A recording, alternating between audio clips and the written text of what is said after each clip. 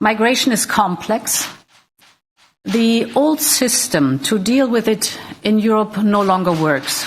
This is how President of the European Commission, Ursula von der Leyen, announced in 2020 that they were going to work on a new pact on asylum and migration. It's 4 years later now, and the Council just adopted the pact. So let's see if it really is a step forward.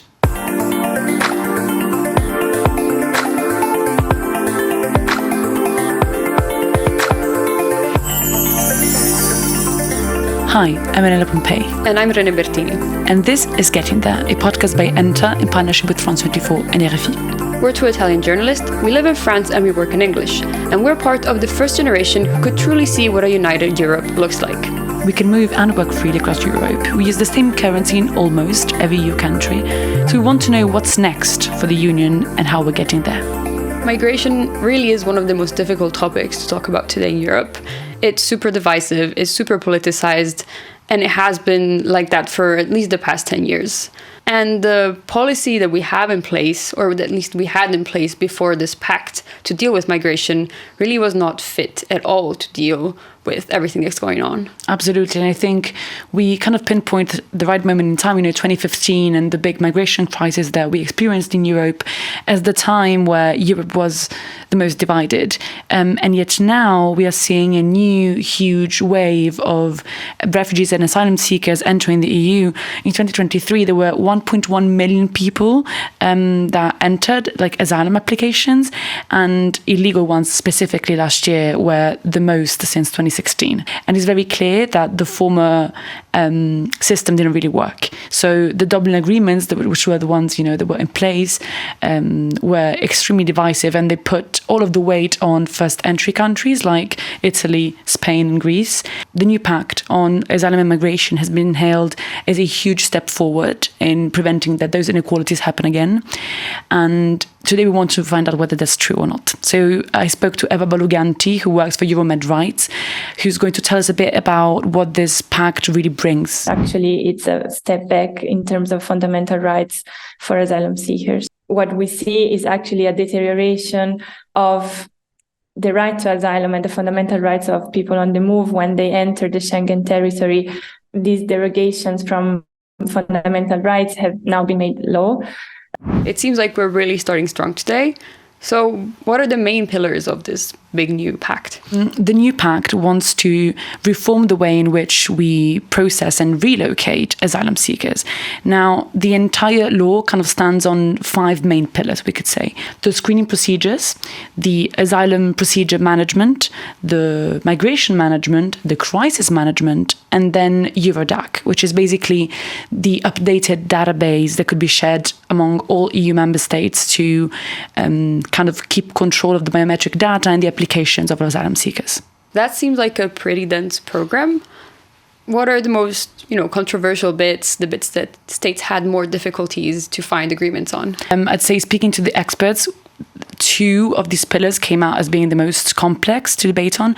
So one was the new asylum procedure, and the other one was the migration management. So let's start with the asylum procedure first. Now, let's say there's a migrant getting into Europe illegally.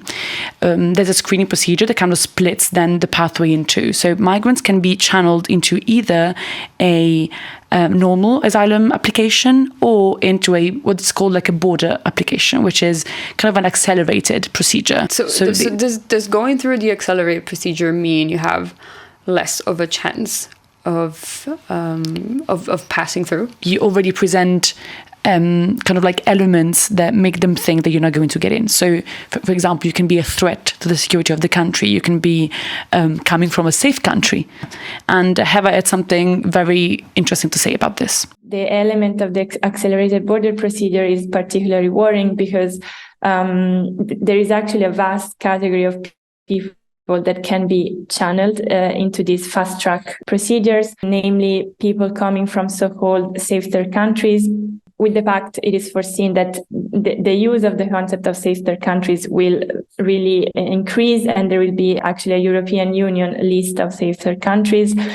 The way a country is considered safe is mostly through access to health, access to very basic protection standards, but not comprehensive access to asylum. So we see countries figuring in this list of safe third countries like Tunisia and Egypt, which we know are really not safe. Now, the notion of a safe third country is very complicated, and it's suffice to say that 6 member states asked to include Syria in the European list for safe third countries. Yeah, I can see why that's very controversial. So what happens then? Well, the accelerated border procedure should take up a maximum of 12 weeks. Now, a question that comes to mind is, where are people going to stay in those 12 weeks? And the law doesn't say so in so many words, but basically what Eva told me is that this would mean detention centers.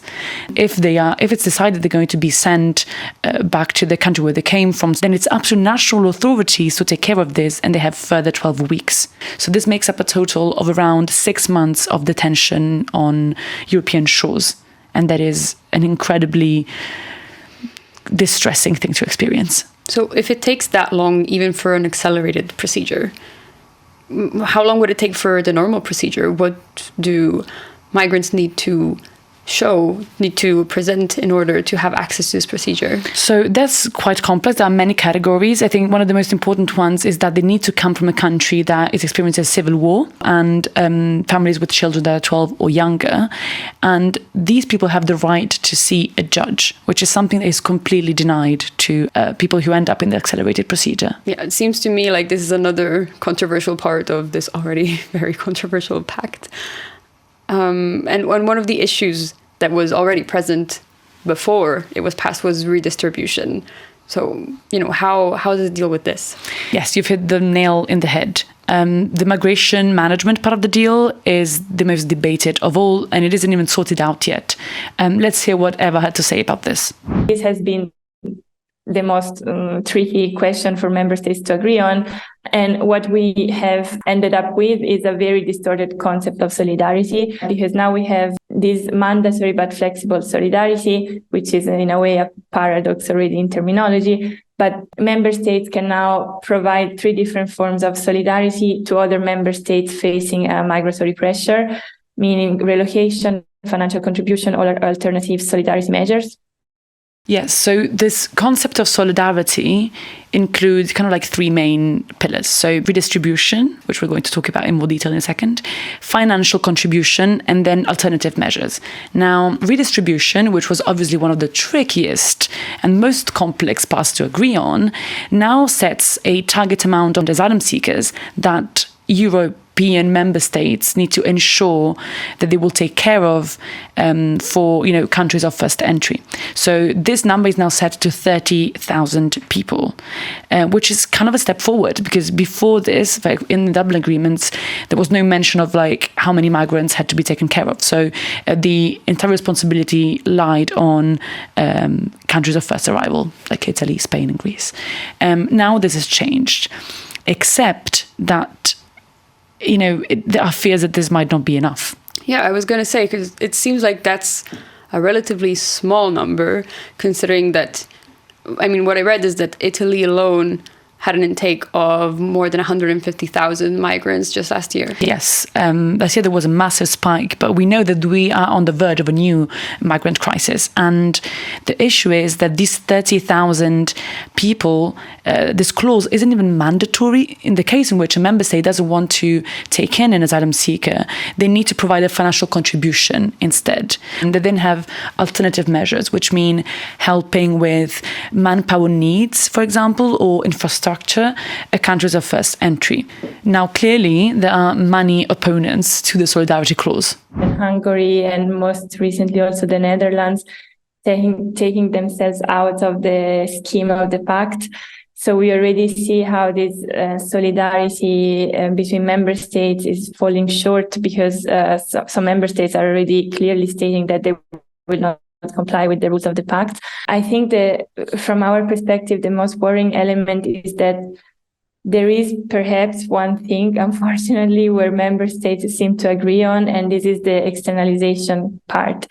Because if you're put in a situation in which member states, let's say from the east or the north of Europe, do not comply with the solidarity scheme, first entry countries are faced with this arrivals, but also with the responsibility to comply with the screening, the accelerated border procedure, and so on. The push would probably be to rely on third countries to prevent arrivals in the first place. For example, the EU signed a deal with Tunisia in 2023 that basically ensures not only further intelligence efforts on the side of Tunisia to make sure that the dinghies and the people don't even leave the shores, but also they're going to ensure that once migrants are returned to Tunisia, they will not only accept Tunisians in the country, but also asylum seekers who passed through Tunisia's borders to then leave for Europe. So we don't know what is going to happen to these people. We don't know how this is going to be handled. And what effectively happens with this new pact is that kind of pacts that were kind of going underneath the surface have now been made law. Thank you for listening today. We'll be back next week. This episode of Getting There was hosted by Elena Pompei and René Bertini, produced by Elena Pompei and René Bertini, filmed by Malvina Rowe and Jacques Durangui. Thank you to RFI for technical support, and thank you to our guest, Eva Baluganti, for her time and expertise.